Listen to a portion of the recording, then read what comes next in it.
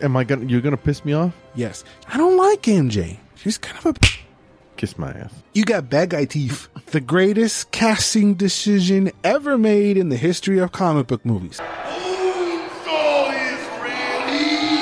Give me a little dick hole or something. A little...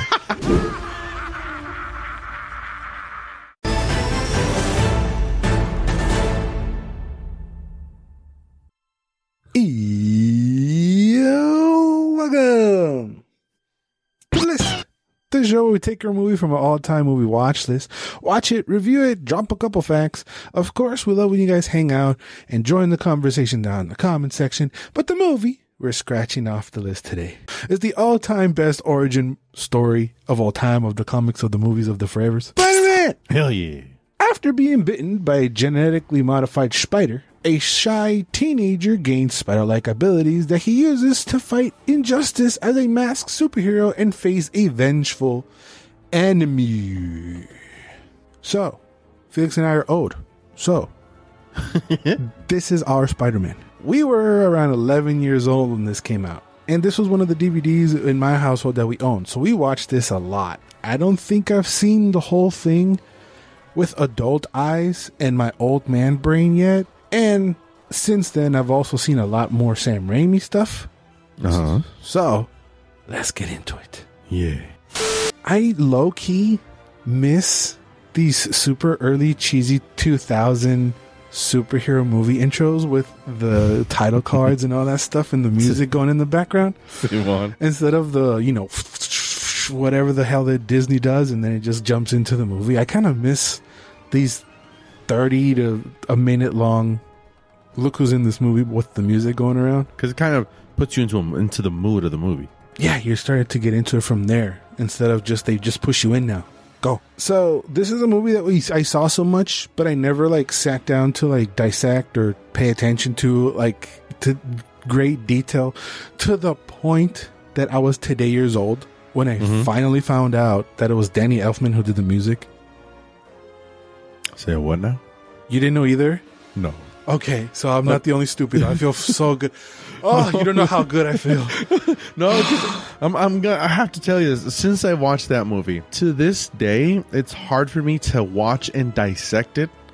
Or I have to catch myself and do it actively. Yeah. Get out of the mood of the movie. You're a fan and you're back to when we were 11 years old and the movie can do no wrong.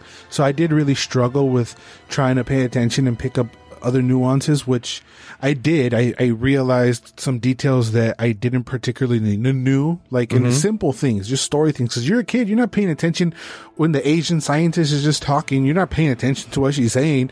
And it's this viewing, I realized that the spider that bit him was genetically modified between all the other spiders. I thought it was just a random spider. You know what I'm saying? That kind of stuff. Because you're a child and then you keep watching it after, you just watch it. You don't consume it. And today, I feel like we finally consumed Spider-Man. Wait, hold on. You did not know that those spiders were genetically modified? No. Who's paying attention to the Asian scientist, bro?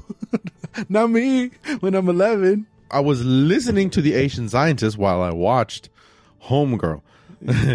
But yeah, I was like, yeah, I think every spider was genetically modified in a way. Yeah. But yeah, those were experiments. I'm sitting there listening to the music. I'm like, this is kind of Elfman-y. And then in the title card, it goes, music by Danny Elfman. In the 90s, James Cameron actually tried to make a Spider-Man movie. Oh my God. Thank God he did not do it. But there was a lot of problems with the rights. It was hopping from one way to another. And this is when, right after this debacle happened, is when Sony actually picked up the rights and Cameron's movie just kind of faded away, right? They bought the rights because Marvel was going broke. And these other two companies had kind of the rights of it and they were going to do it, but they went broke and faded away as well. But there's a lot of stuff from the Cameron movie that's actually in this movie. And when I get to that, I'll shout it out. So when they were actually trying to do the movie, Raimi got the job because he's a giant nerd. And he just loves the comic. Of course. But Raimi was also very close of making a Thor movie in the 90s. Okay. But studios said that comic books don't make good movies. So we all know one of the GOATs, Tobey Maguire, is the Spider-Man in this movie. But there's actually a lot of dudes that auditioned to be our friendly neighborhood Spider-Man. Leonardo DiCaprio was actually one of the ones that was considered for the Cameron movie. So he was considered here too. Okay, I'm not a fan of that casting. Freddie Prinze Jr. got very far in the audition process, but he started talking about Venom so much that Raimi was like, I don't want to do Venom. So why you keep talking about Venom, and kind of lost his chance. And then Freddie Prinze Jr. went on to do Fred in Scooby-Doo. So he was trying to get Venom pushed? A little bit, yeah. There was just a whole conversation that allegedly Raimi said that he doesn't even want him seeing this movie. That's kind of going a little bit far. Yeah. Another big names are Scott Speedman, Chris Klein, Josh Hartnett, Wes Bentley, Jude Law, Heath Ledger, rest in peace, and Jake Gyllenhaal all auditioned for Spidey. I would imagine Jake. I mean, I'm a huge mark for Jake. Yeah. I would imagine Jake. I'm not denying it, but I just can't see it. But Raimi always wanted Mr. Tobes Magobes Maguire and fought for him really hard because Columbia Pictures didn't see him as a big enough star. Good thing that they se lo pasaron por los huevos. Yeah. They're so greedy in grabbing an already made star that they always neglect the fact that you can make a star, which is what this movie did for Tobey Maguire. He's been acting around forever. We saw him as a little kid in The Wizard, right? Oh, yeah. You're so greedy that you want the actors to help you do the movie, which is every movie now, instead of thinking of somebody who is talented enough that you can make a star, which in turn is going to help the movie. You know, putting myself in that mindset, I do get it, because they want their movie to get to the most amount of people. Yeah. And also, studios are businesses. As an audience member myself, I'd rather watch a good movie with a guy who I don't know that's gonna make like a big difference than knowing they're going to a movie where I know the actor, and since I know the actor, I'm expecting something from the actor, and if I don't get it, I'm gonna get kind of sour or something like that. But you know what's more famous than all these actors combined? The character. The character. So what difference does it make? I'm speaking for both of us, but he's our Spider-Man, right? Oh, yeah. Okay. Yes. Is he necessarily the best? I don't think so, because I really think that he's missing something that he does develop in the other movies, is the jokey, dicky part of Spider-Man, you know? I think he's lacking a little bit in the personality department, especially in this movie. I feel like he barely talks. Even though he's the main character, he lacks the presence of Peter Parker. Like, maybe kids now or younger generation might see this old Peter Parker and have that as a criticism, that he doesn't feel like a teenage Peter Parker because it's like on the later end of the teenage, because he's coming out of high school, instead of Holland, who is probably the best Spider-Man because he has all that and he's young and all this other stuff, right? With Holland, you can see the Spider-Man, the difference between the Peter Parker and the Spider-Man persona. Yeah. Because with Spider-Man, you can see he's more sure of himself, more secure, more funny. He's kind of a dick. And with Toby, his Peter Parker persona is his Spider-Man persona. So there's no line between those two. When in the character in the comics, there's a very distinct line between the two. So it's just something that I did notice this time around. Something that I didn't notice even back then was MJ's rap. But Gwen Stacy was actually considered to be the first love interest, and MJ was actually chosen for her story with her parents to have that other stuff in the background going around. And usually MJ doesn't die. Yeah. So there was actually no MJ a month before filming. No mummies. 25 actors auditioned, but none seemed to have good chemistry with Tobes until Kirsten showed up, and she was actually thinking that she was going to play Stacy as well. So she showed up with her naturally blonde hair. She pulls off red so well that my dumbass forgot that she's a natural blonde. We saw her in Jumanji. Like, I totally forgot. And it's a wig, but she pulls it off beautifully. I gotta come clear with this. What? I forgot she was in Jumanji, and I forgot she was blonde, so in my head, she was always a redhead. That's what I'm saying. That's how well she pulls off red hair. See you. But also, looking back at it now and actually understanding and being an adult, I don't like MJ. She's kind of she does a lot of things that I don't like. Like, this is one early example. When she's posing in front of the spiders. Yeah. And she's getting her picture taken. She's paying attention. She's in the middle of something with Peter, right? And she just turns around and walks away. No thanks. No. Oh, I gotta go. Or let's move on. No, nothing. She just goes, walks off. Pichi vieja grosera, güey. Yes, that is bad manners, of course. But also, we got to take into account that she's a popular girl. And she's the pretty girl who knows she's pretty. And Peter Parker is the nerd, so... But that doesn't give you a right to be rude. At least say something. Don't just turn around and be like, oh, and just walk off. MJ, let's go. Wait. Thanks. James Franco as Harry did a fairly good job as well. He also auditioned for Spidey. Oh, damn, I did not know that. So after he gets bitten, we get to see his body transformation. And I still remember this being like big Hollywood news, how much Tobey Maguire's body changed, right? Uh-huh. He worked out for 4 hours a day, 6 days a week for 5 months. Holy. Plus, Tubbs McGobes was a vegetarian, so there was a lot of tofu in there. Ugh. Oh, this is disgusting. He looks like a scrawny little kid compared to the beasts that appear on our screens today, and it's wild. Oh, yeah. But he natural, so he got that. Nobody's arguing that. For comparisons, this is Tobey Maguire, right? In the year 2000. This is Kumail Nanjiani. No, that's What? Comedian Kumail Nanjiani. Okay. So after he gets bitten, we got the school fight with Flash, Mr. Joe Manganiello, who also auditioned for Mary Jane. What? No, wait. For Spidey. What? You made my hamster go, what? And this was actually his first feature film, which is pretty cool. Oh, this is awesome. He made a good Flash Thompson. With my knowledge today, I was like, yeah, he's a good one. Yeah. A very iconic scene is when he's crawling up the wall and trying to figure out his powers. That shot is practical effects. He's crawling on the ground and they just painted the background to make it look like the floor. Very cool stuff. Actually, Raimi didn't want like a stylish world like in Batman. You know how Gotham is a thing and it feels like a comic book? He didn't really want to do that. He wanted a more believable New York City.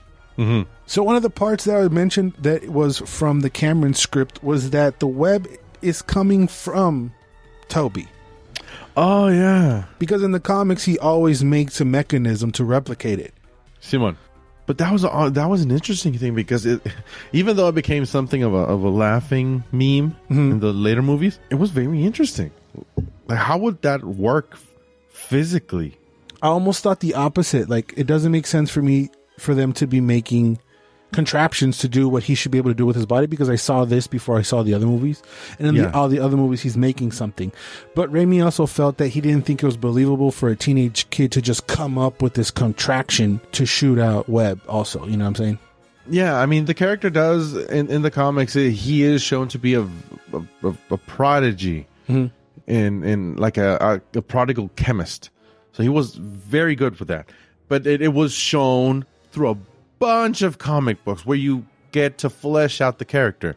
And I do believe it is a very more believable thing that it makes him from his body than him making it. And it's a completely valid point. Peter getting a car is the main motivation to why he wants money, for why he wants to go 3 minutes with Bonesaw, and using the wrestling background is why he starts to create the suit, because he has to be a character, and it goes into the suit montage, which is also great. Bonesaw is Randy Savage? Yeah, Macho Man. Oh, I love him. So this leads to the Uncle Ben and Peter Parker chat that they have in the car, which leads to what I think is the all-time superhero line of all times. Yes. Remember, with great power comes great responsibility.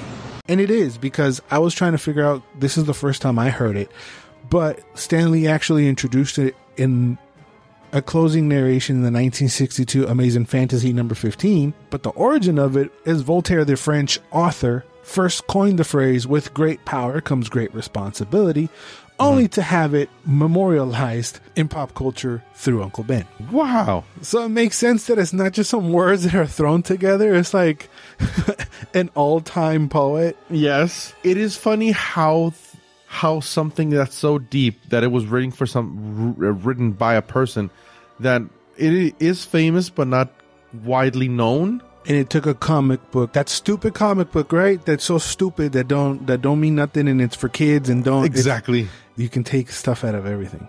Uncle Ben and Ash Williams actually share a car, the 1988 Delta, and it's a car that Raimi uses in cameos in his films a lot.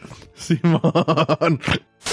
So now we get Bonesaw, brilliantly played by Macho Man Randy Savage. I love how he delivers Bonesaw is ready. Oh yeah, and he's basically Macho Man, right?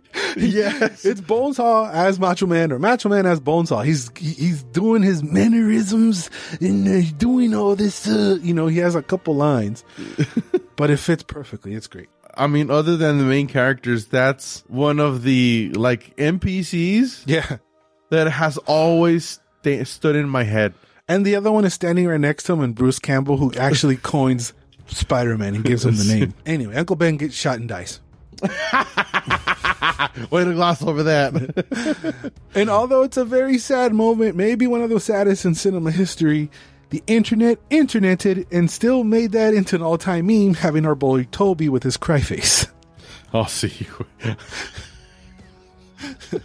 The internet, man, undefeated since 19 whatever. So CGI is up and down, I think, in this movie. Yeah, there are moments that it's cool. There are moments where you say, oh, And others that we had no idea were CGI. like what? When Peter catches Mary Jane, Uh-huh. that was not CGI. Wait, He had the tray glued to his hand and he was catching the pieces as they were dropping above him. that was not CGI? No. Also, when he's standing in front of the mirror and he's got a scrawny body, Simon? that is not Tobey Maguire's body. That is CGI.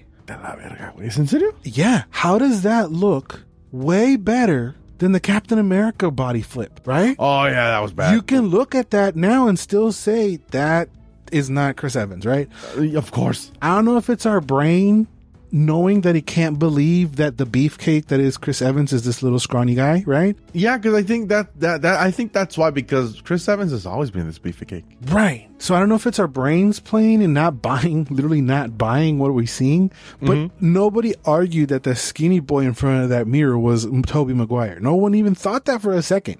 That is not him. That is CGI. That is fantastic CGI. I also would imagine it's because he was not widely known. I know, but you can spot CGI no matter who it is. Yeah, and even more that year. But shout out to Raimi because he was trying to use the most practical effects he could. Oh, yeah. When he could, he would use fishing line for the web, and when he couldn't, he would use CGI. Simon. Just after all that, he just becomes Spider-Man, right? And his suit appears, which I think it's become an iconic suit, right? Yes. It's weird because it's the closest one to the comics that we have in the cinematic universe, right? Yeah.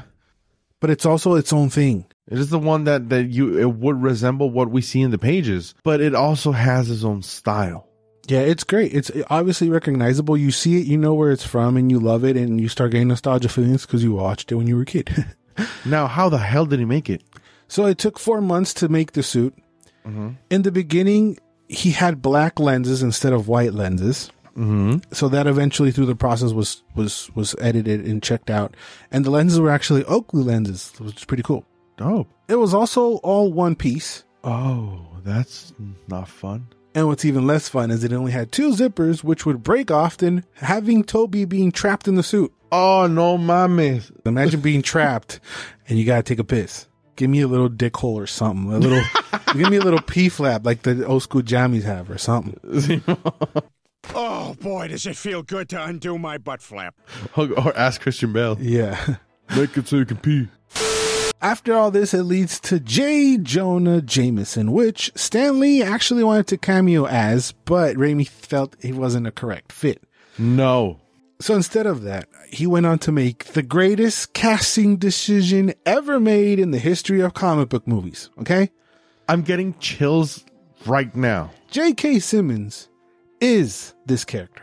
When I read this character, I hear J.K.'s voice. If I see him in video games, he better sound like J.K.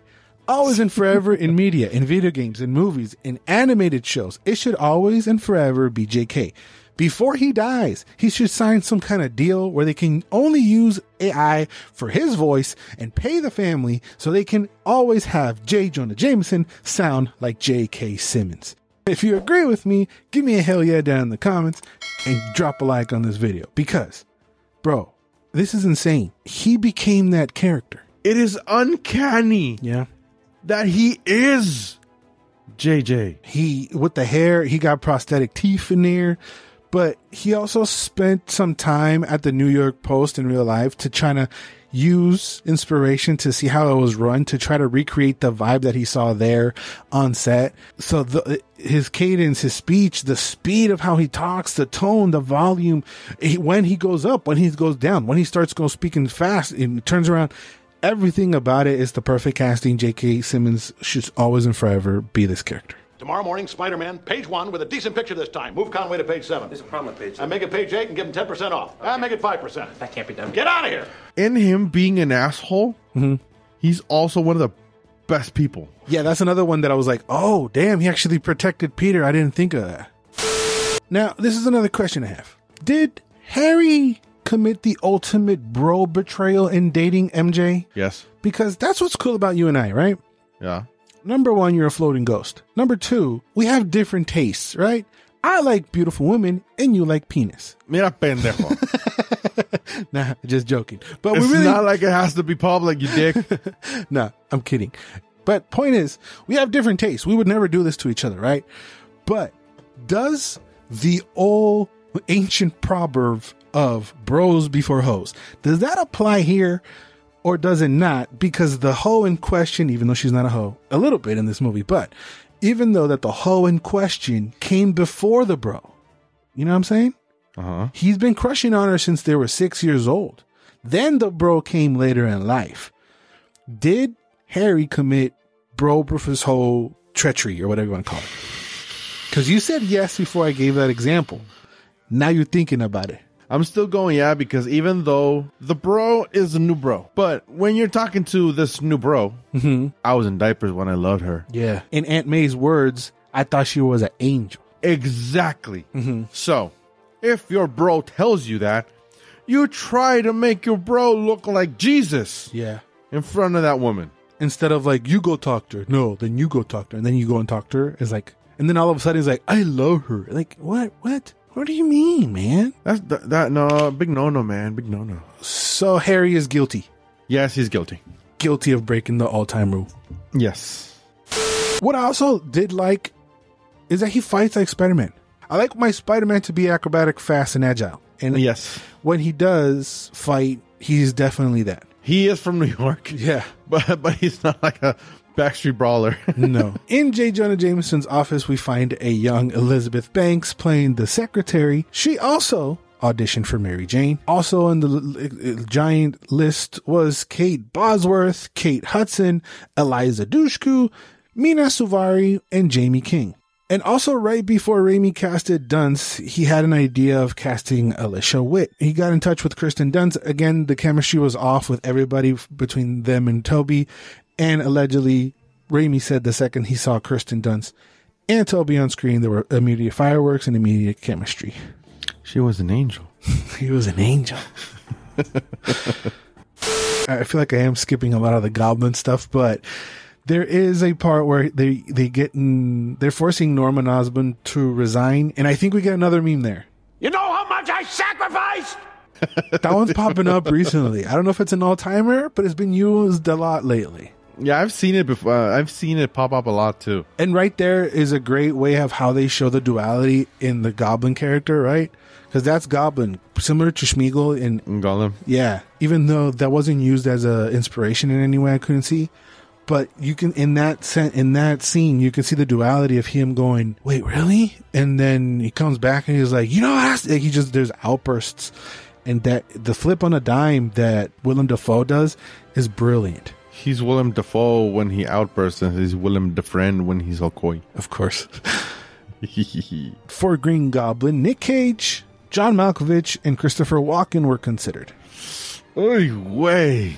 No. I don't know which one's worse. If Cage or Walken would have been worse. Malkovich, I can see. Actually, Malkovich, I see more as a vulture. Ooh, yes. You know, that super rich, high class. But I can't be like, Spider-Man, where are you going? Or I can't see that, you know. Or Spider-Man, come down from there. I can't see. I don't know. Willem Dafoe is great. It's hilarious that every time we try to imitate Cage is from Face Off. Yeah. And yeah, it's weird because Dafoe's not like a big, scary dude. He's actually like really thin, kind of frail. It's kind of like you can punk this guy. But the second he just makes that face, he even changes his facial structure, it feels like. And even his body changes. Everything changes, and it's like, damn, he's good. But he got the part because when talking to Raimi, he was really just glorifying how much he was into the comics. So that basically got him the job too. Oh, dope, Nita? Yeah, which is funny that Toby had not read any of the comics, but everybody in the cast mostly read the first, 40 issues, I think. Oh, wow. Okay. As homework to get into their characters. So another Cameronism, I think that's what I'm going to start to call him, was that he had Electro and Sandman in his first original script. We saw how that turned out in the third one. Yeah, but that was actually what they were going for. But as the film progressed, it was decided then to maybe do Doc Ock and Green Goblin as villains. But they then decided that they weren't going to be able to do justice to both of them equally in the film. Mm-hmm. So Doc Ock was saved for the second film instead. Personally, I love Spider-Man 2 a bit more than the first one. The second one is not the second one if we wouldn't have the first one. So during this attack and them saving her or whatever is where we see a barely, super slight, blink you miss Stan Lee cameo. Oh, Simon. But he don't say anything. He's just there for a split second. And apparently there were supposed to be more cameos, but they were cut out and he was supposed to pick a pair of glasses up and say, oh, these look like the X-Men or whatever. But it wasn't coming out great because he had actually cameoed in the first X-Men film that came out 2 years before this. And in Daredevil. So this was the first movie after his first cameo, which is where the idea of him appearing in all the Marvel movies set off as an idea. Like, it would be funny for him to be in all the Marvel movies. And this was the second movie that he did it in. Timon. And it took a lot of convincing to Raimi because they didn't make sense for, like, wow, he doesn't make sense for him to be in there. Like, why, who, what, why, right? Simon. But little did he know it would become the big thing that everybody's going to expect and forget that it's coming. That's what those Stanley cameos were about. You forget. You don't go in thinking, I wonder what the cameo is going to be. You would forget it and then see the cameo and be like, oh, it's our guy right there. That's away. Another thing that would have been great is that we now know the MCU as what it is, right? Mm-hmm. For good, for bad or good, whatever, right? But they actually wanted this movie to take place within the X-Men universe as well. That would have been cool. Would have been cooler is what they wanted to do is have Wolverine cameo. Yeah. Wouldn't that be cool? It would have been amazing since they have a lot of history together. And what impeded it from happening is a very stupid thing. So you're going to piss me off? Yes. Hugh Jackman was there. He even traveled on set and he was ready to do it. But he was unable to get the suit from the first movie from 20th Century Fox, so they just didn't do it because he couldn't wear the suit. Studios, man. Regardless, the suit. Throw a cool jacket on him, give him a cigar and a bike. What else do you need? You don't need the suit. That suit's not like jacket way. Even especially at that point, it wasn't like wildly iconic. Like if it's the animated series, when I get it. Yeah, but the actor, again, the character and the actor were by now were famous. Right. If he's just sitting there, similar to what was done in Features Past or whatever, one of the trilogy of the second trilogy, right? First Class. He was just sitting in a bar, right? He didn't need a suit for you to look at him and say that's Wolverine. No. But whatever, they screwed that up. Kiss my ass. The Goblin suit now looks goofy as hell, but then looked modern, I feel like. Oh, yeah. It's still cool, but it also has a hint of like Power Ranger bad guy, a little bit. It does. Remember the Beetleborgs? Yeah. Reminded me of that. Well, there were actually other masks that were way more expressive and were more closer visually to the comics. And those masks were crazy. He could like frown and open his mouth, and he looked like a little page out of the comic. But that was chosen because that was a little bit too cartoony, and Raimi thought it would confuse audiences as like, is he actually transforming? Because that's how good the mask was. Is he actually transforming into somebody? So instead he opted for a mask where you can literally see Norman's face through it. Yeah, because of the grating in the mouth, right? Yeah. Again, MJ's like flirting with Peter when she's like going out with Harry. She's like when she called him Tiger and she's all like egging him on. It was weird. Calienta huevos nomás, güey. Machine. Like, I think they didn't completely know how to write her as a complete female character, and they just kind of wrote her kind of basic, I think. I think she's kind of the weakest character of the whole film. I do think she does get better in the next films, but here she was kind of generic. Yeah, she was all over the place. She's more consistent later on. And then she walks off and gets attacked, which leads to one of the most original and best kisses of cinema history of all times. Yeah, you can't beat that. Upside down, in the rain, titties and all, Spider-Man. Best TV. But filming that was an absolute nightmare. Kirsten was freezing her big old tits off, and Toby couldn't breathe because he's upside down, so the water is coming down into his nose. Oh, so he's getting waterboarded? He's basically getting waterboarded because of his mask, too. Jesus Christ. What I found a funny fact was that actually Kirsten Dunst did more stunts than Toby did because Spider-Man's wearing a mask, so you can just put another guy under there. I see. But she's not wearing a mask, so she has to be tied up and flung upside down and thrown all over the place. Oh, remember that scene when the Goblin first appears, where he kind of bombs a balcony? Yeah. Oh, I've seen the behind the scenes of that. She looks terrified. Yeah, it looks scary. When he goes in to save the BB, that was a cool like switch because Goblin wants him to team up with him or whatever. Mm-hmm. But how he dodges those blades is I think kind of iconic too. It's pretty memorable. Those Matrix style slow-mos that really stayed in the zeitgeist of everybody. But it's done in its own way because it would take you a little bit more Webbles, I guess, to be like, that's a Matrix ripoff. It's not. He's doing some cool. It's very clearly and distinctly Spider-Man. And because he gets cut right there, that's when the Goblin starts figuring out actually who the hell Spider-Man is. And that's some pretty good writing because they didn't tell you, they showed you. And that's when stuff happens and Harry goes back to the house. But as he's walking into the house, he can hear the laugh echoing through the mansion walls. That laugh is fantastic too. Sometimes I forget how amazing Willem Dafoe was in that movie. We definitely take him for granted, for sure. Yeah, for sure. I say this sometimes, like, we got to give our favorite actors and actors who've been around for a long time their flowers when they're alive and not wait till they die and then be like, oh, he was cool, and then move along the next week or whatever. Mm-hmm. So I don't know if he's had some sort of, like, award celebrating his career, but he definitely deserves one now. I mean, did you catch the teeth thing? Then when he's Norman Osborn, the chill guy, mm-hmm. his teeth are straight. Mm-hmm. They're pretty pristine. But when he turns into the Goblin, they're his real teeth, which are... I did not notice. That's a good one. Yeah. You got bad guy teeth. Yeah, exactly. Then it launches to the beginning of the final battle where he has to choose between kids and Mary Jane.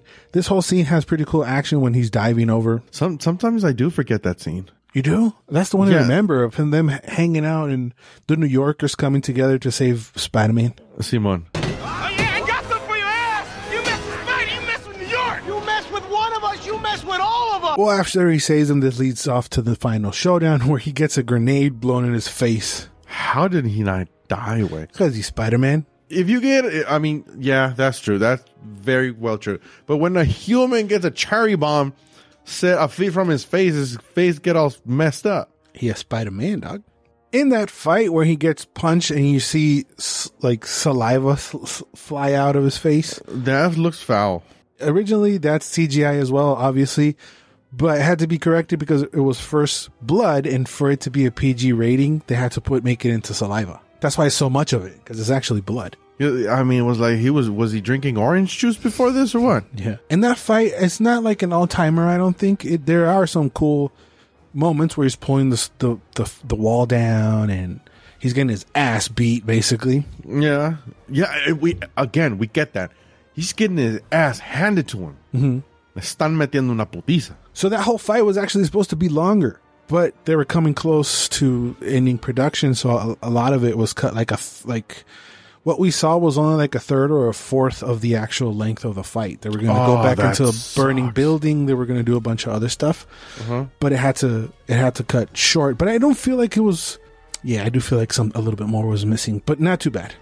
I felt it was kind of anticlimactic. How he dies? No, the fight. Oh, I thought it was 2 shots. That boom, boom, boom. 2 shots, 3 shots, then he dies. I was like, oh, okay. It's not bad, but it feels lacking. It does feel lacking a little bit. Yeah. And his duality comes into play again all the way to the very end. He's trying to convince him that he's a good boy. That mother. I also like that the reveal was just to Spider-Man. Yeah. We saw the whole process from him just being Norman Osborn to him becoming the Green Goblin and him being a father figure and all this other stuff. And we saw both stories from the beginning that had similar paths with similar traumatic, something happening in their body changing, right? Mm-hmm. They're just going separate ways. One is the good guy and the other is the bad guy, right? Yes. And I like that we were able to see those differences come into play instead of having it just be a big secret throughout the whole movie. Like, who could it be? Who could it be? Oh, who? And you're more, or that's how my brain works. I'm more focused on figuring out who the hell the Green Goblin is instead of you told me already, so I don't have to worry about that. Yeah, it's something you don't have to stress about. But it's very cool that they kind of start almost at the same part. Yeah. And they circle around and just close it at the end with those 2 characters. Right. And then they plant the seed for the sequel, having Harry find his dad with Spider-Man standing over him. Oh, and that imagery. Like, the imagery is pretty, not jarring, but it stays in your mind that you killed my father and you see this messed up Spider-Man just standing over Norman's body. Regardless if it's still a great movie or not, which I believe it is, right? You really can't find a whole lot of bad things, even though I was trying to, and I do come up with a couple nitpicks or whatever. There might be only one bad thing to it, and that is that it ends with a Nickelback song. Nah, who the fuck am I kidding? That fucking song slaps. Nah, I don't understand it. Está bien perra esa rola, güey. That's dope. Hero, I would say, is their best song. It's a good one. It's a good one. So we would like to do this again with the second and maybe the third movie, but I need you guys to head on down there, let us know in the comments, and give this video a like to let us know that you actually like it so we can keep making more. Also, if you into Raimi movies, I'll leave the 2 Evil Deads for you right over here, along with the very first Spider-Man movie ever. Make sure you head on over there, watch those. Thank you guys for watching. Remember to always and forever, you do. Bye. And they say that a hero may not understand it well.